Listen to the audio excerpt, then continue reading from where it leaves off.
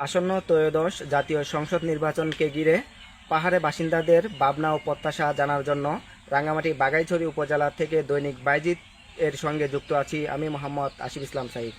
আমাদের যে সরকারি আসুক, আহ, বাগাইছড়ি থেকে নানিয়ারচর হয়ে রাঙামাটি জেলার যে সড়ক পথটা এটা নির্মাণ করে দিলে আমাদের রাঙামাটি যাতায়াতের সুবিধাটা একটু ভালো হয়।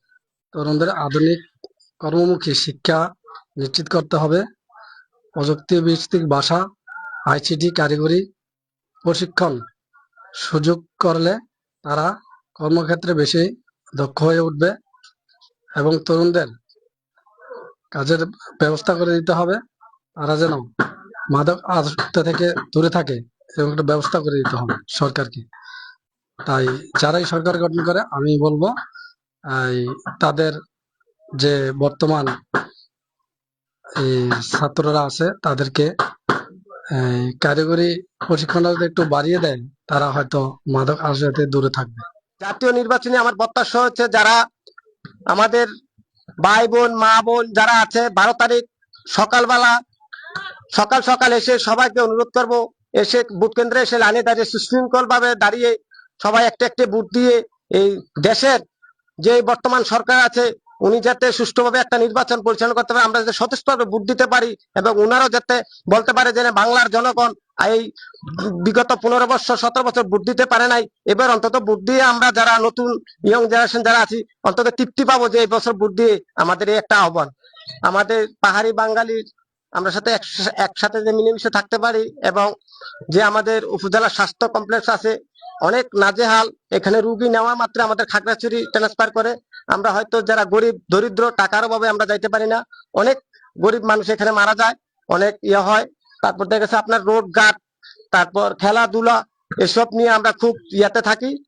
আমরা আমার আকুল আবেদন যেহেতু এই যে আমাদের 299 আসনে যে এমপি আসবে ওনার কাছে আকুল আবেদন যেহেতু আমাদের এই সমস্যাগুলো উনি সমাধান করে। আমাদের 33 নং মারিশা ইউনিয়নে যিনি এমপি আসেন, আমাদের এই যে রাস্তাঘাট অনেক খারাপ, এগুলার আমাকে প্রয়োজন।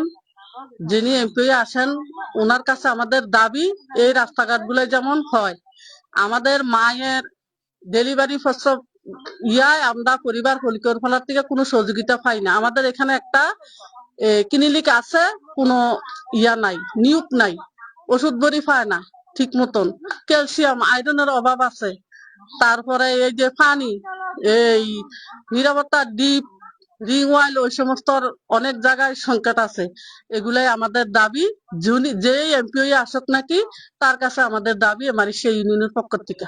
আগামীতে যিনি এমপি হবে আমাদের দাবি হলো যে সরকারি আসক, এই আমাদের একটা মহিলা কলেজ, একটা হাসপাতাল, আমরা হাসপাতালের কারণে মনে করেন আমরা যাইতে হয় রাঙামাটি অথবা খাগড়াছড়ি অথবা চিটাগাং, এই কারণে আমাদের এখানে একটা হাসপাতাল দরকার, ভালো হাসপাতাল।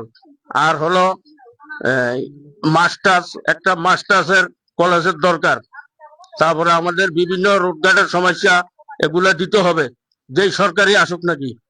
বাঘাইছড়ি থেকে নানিয়ারচর পর্যন্ত রাঙ্গামাটি জেলার যে রাস্তাটা আছে সেটা ক্লিয়ার করে সড়কটা ইয়ে করে দিলে, সেটা নির্মাণ করে দিলে আমাদের যাতায়াত জায়গাটা অনেক সুস্থ হয়, সুন্দর হবে।